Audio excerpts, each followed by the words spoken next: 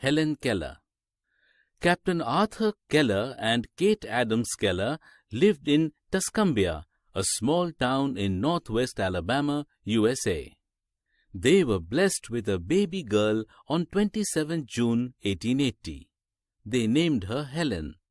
She was a healthy child and her parents enjoyed watching her grow. The family was not a very rich one. Captain Keller was earlier in the army and later he earned a living as both a cotton plantation owner and the editor of a weekly local newspaper, the North Alabamian. Helen's mother also worked on the plantation. When Helen was 19 months old, she fell ill. The doctors said that she was suffering from brain fever. When the fever subsided, Helen appeared to be well, but unfortunately, in reality, she was far from that. Helen stopped responding to sounds, sights, and simple actions. She did not blink while staring at the sunlight. She neither responded to her father's claps nor to the bright lamp that her mother brought in front of her. It was evident to the Kellers that Helen had become both blind and deaf. The challenges and hurdles ahead for the parents and the child were not easy to overcome.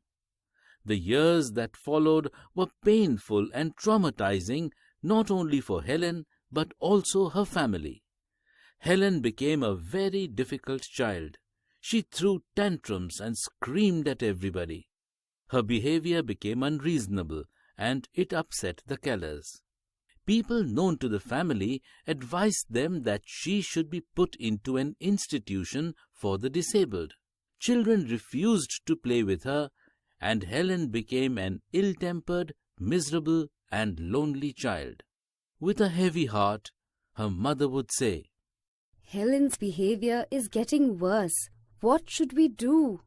The soft-hearted father would simply reply, "We cannot punish a child who doesn't understand what she's doing and what she should do." The Kellers now needed professional guidance. They met Dr. Michael Anagnos, director of the Perkins Institute for the Blind in Boston, in Massachusetts. Michael Anagnos considered Helen's case and immediately recommended a former student of the institution to be Helen's teacher. She was Anne Sullivan, the lady who changed Helen's life. Anne had poor vision herself, but she was keen to work and earn a living on her own. So she accepted the job of being Helen's teacher. On 3rd March 1887, Anne arrived at the house in Tuscumbia and met Helen Keller. Anne started teaching Helen to fingerspell.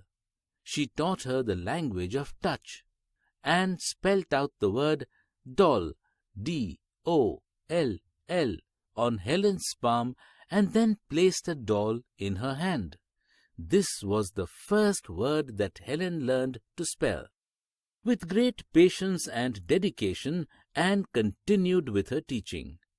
When Helen petted the cat, Anne wrote C-A-T on her palm, and when she drank milk, she felt the letters M-I-L-K being written on her palm. This helped Helen to learn the concept of various things, and she found a novel way to communicate with others. Anne had to work on Helen's behavior too. Helen was rude to people. Moreover, her impolite table manners and her social behavior needed attention. Anne insisted that Helen should dress herself and brush her own hair. All this training required great skill and patience. Each time Helen disobeyed or misbehaved, Anne punished her by not talking to her. Helen's communication with the world was largely through Anne, so she hated the idea of Anne becoming angry with her. Soon, Helen learned to obey and behave well. Anne took Helen for walks, and they did horse riding. Helen enjoyed Anne's companionship. The day Helen learned to spell water, a new inspiration set in, and her progress in learning words multiplied manifold. That experience changed her attitude towards learning. That day, Helen was so inspired that within the next few hours she learned the spelling of 30 new words, which included Motter and Teacher, and taught her to spell Baby when Helen touched her younger sister. She even spelled out HelenKeller. Helen recalled later, I was born again that day.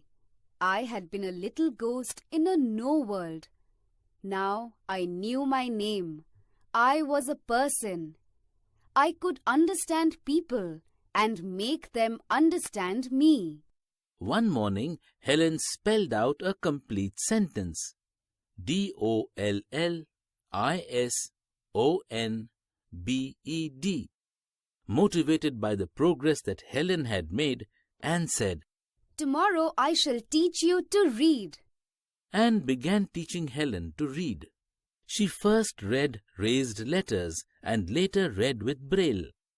She learned to write with both ordinary as well as Braille typewriters. She was well on her path to becoming a well-educated person. She was given all possible opportunities to develop her abilities, and Helen made the best use of them. Helen developed great confidence, and she even visited President Cleveland at the White House. In 1890, at the age of about 10, Helen moved to the Perkins Institution. Here, Anne continued to teach her. Helen made friends with the other blind children in the institute. Her loneliness began to disappear and her progress in learning improved.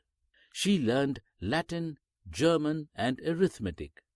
In 1894, Helen and Anne met John D. Wright and Dr. Thomas Humason, who were planning to set up a school to teach speech to the deaf in New York City.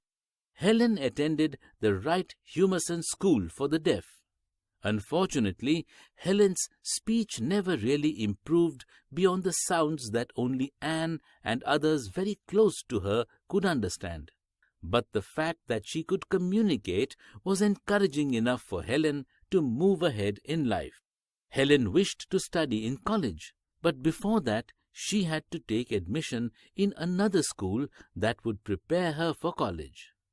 Since Helen could not afford the fee, Mark Twain, the famous author of Adventures of Tom Sawyer, and some of his friends paid for her education.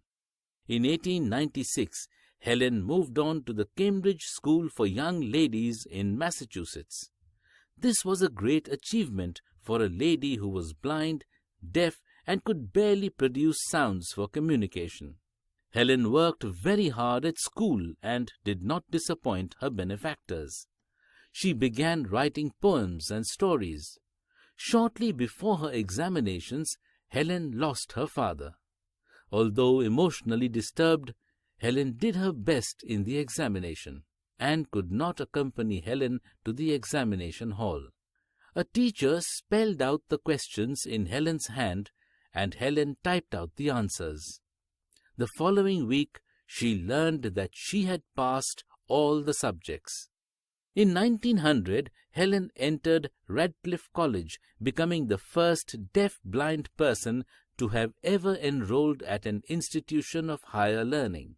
The girls in her class were friendly, and they even elected her vice president of the class.